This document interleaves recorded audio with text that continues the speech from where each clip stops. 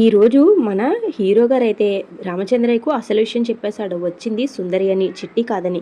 ఇక రామచంద్రయ్య ఎలా రియాక్ట్ అవ్వబోతున్నాడు? మన హీరోయిన్ రాధైతే దమయంతికి చాలా పెద్ద వార్నింగ్ ఇచ్చింది.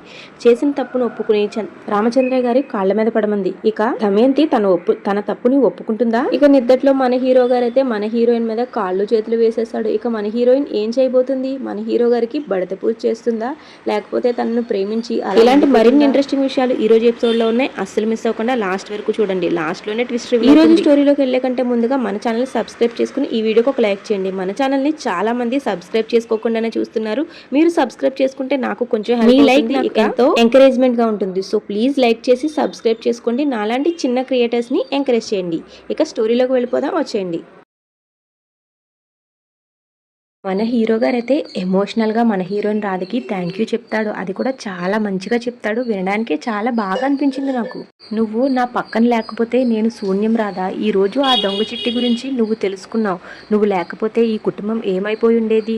నేను ఆ చిట్టి మీదున్న ప్రేమతో నా కళ్ళు మూసుకుపోయి నీకు ఏమీ తెలియలేదు. నా కళ్ళకి కమ్ముకున్న పొరలు నువ్వు తొలగించి నిజానిజాలేంటో నాకు తెలిసేలా చేశావు అని ఇంకా చాలా మాటలే మంచిగా చెప్తాడు.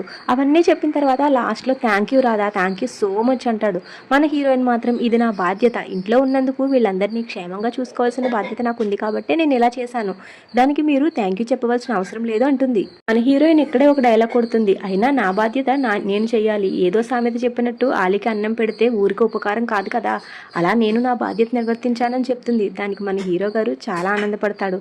ఇక మన హీరోయిన్తో ఇలా అంటాడు, నీకు ఎవరు భర్తగా వస్తాడో గానీ తను చాలా అదృష్టవంతుడు. నువ్వు వెళ్ళిన ఇల్లు ఏ ఇల్లుకి వెళ్తావో ఆ ఇంట్లో కుటుంబ సభ్యులందరూ కూడా చాలా అదృష్టవంతులు అని చెప్తాడు. దానికి పక్క నుంచి పాపం మన రాధ ఆ అదృష్టవంతుడు నువ్వేరా బాబు అనుకుంటూ ఉంటుంది. తర్వాత మన హీరోయిన్ రామచంద్రయ్య కోసం ఆలోచిస్తూ ఉంటుంది. అప్పుడే మన హీరో గారు ఇలా చెప్తాడు, నువ్వు మావయ్య కోసం ఎక్కువగా ఆలోచించుకు. ఇంటిలో ఉన్న వాళ్ళు ఎవరు కూడా బాధపడకుండా వాళ్ళని జాగ్రత్తగా నువ్వు చూసుకోగలవన్న నమ్మకం నాకు ఉంది అని ఇక బాధ్యత మొత్తం మన హీరోయిన్ పైన పెట్టేస్తాడు. అని ఇక్కడే ఒక డౌట్ వస్తుంది. దమయంతి అత్తయ్య అసలు ఇలా ఎందుకు చేసిందో తెలుసుకోవాలి అంటాడు మన హీరో గారు. ఇక వీళ్ళిద్దరూ ఇలా ఆలోచనలో పడతారు. ఇక ఇక్కడి నుంచే అసలు స్టోరీ మొదలైపోతుంది. అసలు స్కిప్ చేయకండి, లాస్ట్ వరకు చూడండి.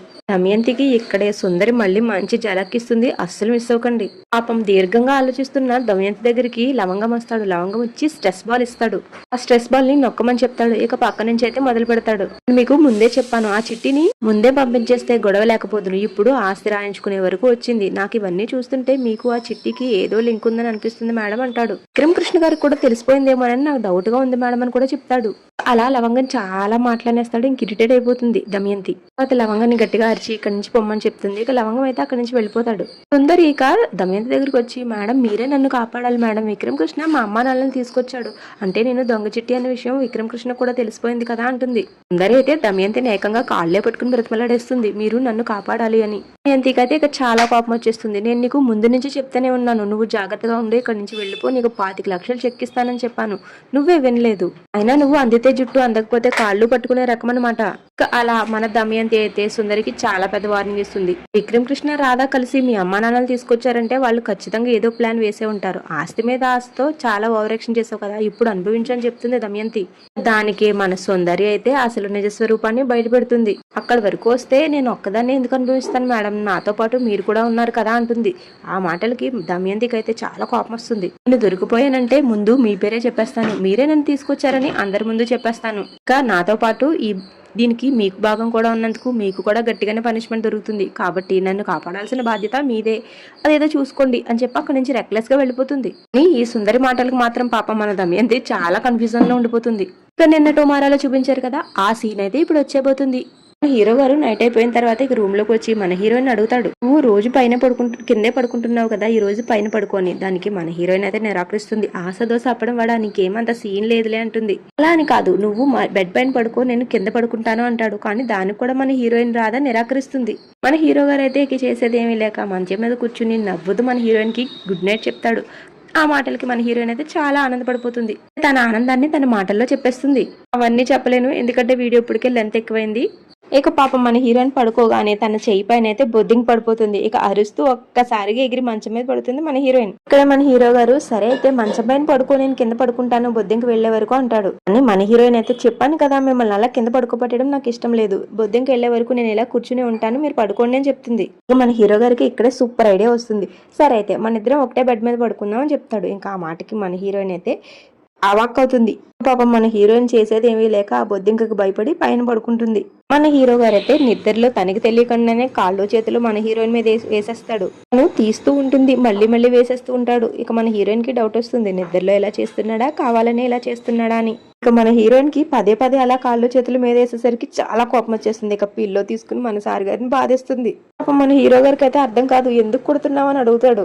దానికి మన హీరోయిన్ ఏం చేస్తున్నావు నువ్వు, నిద్రలో కాళ్ళు చేతులు మీద వేసేస్తున్నావు అని చెప్తుంది. ఇక వీళ్ళిద్దరు అలా కొట్టుకు చేస్తారు. హీరోయిన్ అయితే మన హీరో గారిని కొట్టి కొట్టి కిందకు తోసేస్తుంది. నీకు చాపే కరెక్ట్, నువ్వు చాప మీదే పడుకొని. మన హీరోయిన్ హాయిగా బెడ్ పైన పడుకుంటుంది. పాపం మన హీరో గారు మాత్రం కింద పడుకుంటాడు పాపం. కానీ పాపం మన హీరో గారికి అయితే అస్సలు నిద్ర పట్టదు. ఇక పైకి లేస్తాడు. పడుకున్న రాధను చూసి మన హీరో గారి మనసులో గిటార్ అయితే ప్లే అయిపోతుంది. అదేనండి బ్యాక్గ్రౌండ్ లో సాంగ్ వేసుకుంటారు. మన హీరో గారేమో మన హీరోయిన్ ని చూస్తూ ఉంటాడు.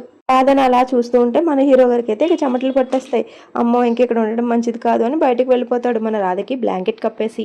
తర్వాత రామచంద్రయ్య బయట కూర్చుని ఆలోచిస్తూ ఉంటాడు. ఎప్పుడు రామచంద్రయ్య దగ్గరికి కూర్చున్న రామచంద్రయ్య దగ్గరికి మన హీరోయిన్ వస్తుంది. ఈసారి అయితే మన హీరో గారు వస్తాడు. రామచంద్రయ్య చిట్టి గురించి ఆలోచిస్తూ ఉంటాడు. ఇక మన హీరో గారు వెళ్ళేసరికి నాకు చిట్టిని చూస్తుంటే అంత ప్రేమ అభిమానం కలగడం లేదురా, ఇదివరకు తను వస్తేనే బాగుండు అనుకునే వాళ్ళం, కానీ ఇప్పుడు ఎదురుగుండా ఉన్న తన పైన అంత ప్రేమ కలగడం లేదు అని చెప్తాడు.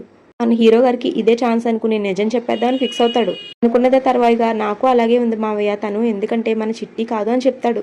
అంటే ఏం మాట్లాడుతున్నావు, వచ్చిన చిట్టి మన చిట్టి కాదంటావా అని అడుగుతాడు రామచంద్రయ్య. దానికి మన హీరో గారు అయితే మాట తిరిగేసేస్తాడు. ఇక కాదు మావయ్య, నీకు అలా అనిపిస్తుందా అని అడుగుతున్నానని చెప్తాడు. తర్వాత రామచంద్రయ్య తను మన మధ్యలో పెరగలేదు కదరా, అందుకనే తన ప్రవర్తన అలా ఉంది, అలా అని తన మీద నాకు ఏమీ అనుమానం లేదు అని అంటాడు. దానికి మన హీరో గారు అయితే వాళ్ళతో ఉండడం వల్ల నాటకాలు ఆడడం నేర్చుకుంది, కానీ మన చిట్టీలో ఉండడం నేర్చుకోలేదు కదా మావయ్య అంటాడు. దానికి మన రామచంద్ర అయితే చాలా ఆశ్చర్యపోతాడు. అలా ఈ రోజు ఎపిసోడ్ అయిపోతుంది. ఇక రేపటి ఎపిసోడ్ లో ఈ దొంగ చిట్టి గురించి రామచంద్ర చెప్పేస్తాడా, రామచంద్రయ్యకు చెప్పేస్తాడా మన హీరో గారు, చూద్దాం ఏం జరుగుతుందో. ఇక రేపటి ఎపిసోడ్ లో ఏం జరుగుతుందో కూడా షార్ట్ కట్ లో చెప్పేస్తాను వినేయండి. రేపటి ఎపిసోడ్ లో మన రాధ అయితే మన దమయంతికి చుక్కలు చూపించేస్తుంది.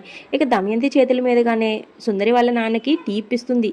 తర్వాత తన రూమ్ లోకి వెళ్లి చాలా పెద్ద వార్నింగ్ ఇస్తుంది. మర్యాదగా మీరు చేసిన తప్పు ఒప్పుకుని అలా సుందరిని ఎందుకు తీసుకురావాల్సి వచ్చిందో చెప్పి మీ తప్పును ఒప్పుకోండి, అంటే ఎంతకంటే మీకు చుక్కలు చూపించాల్సి వస్తుంది అని చాలా పెద్ద వార్నింగ్ ఇస్తుంది. అదండి ఈ రోజు స్టోరీ. చూసారు కదా, ఇక రేపటి స్టోరీతో కలుసుకుందాం. అంతకంటే ముందు మన ఛానల్ సబ్స్క్రైబ్ చేశారో లేదో ఒకసారి చెక్ చేసుకోండి. సబ్స్క్రైబ్ చేసుకోకపోతే ఇప్పుడే సబ్స్క్రైబ్ చేసుకోండి, ఎందుకంటే ఇలాంటి ఇంట్రెస్టింగ్ కంటెంట్ మిస్ అయిపోతారు కాబట్టి. ఇంతవరకు చూసినందుకు థ్యాంక్ యూ సో మచ్.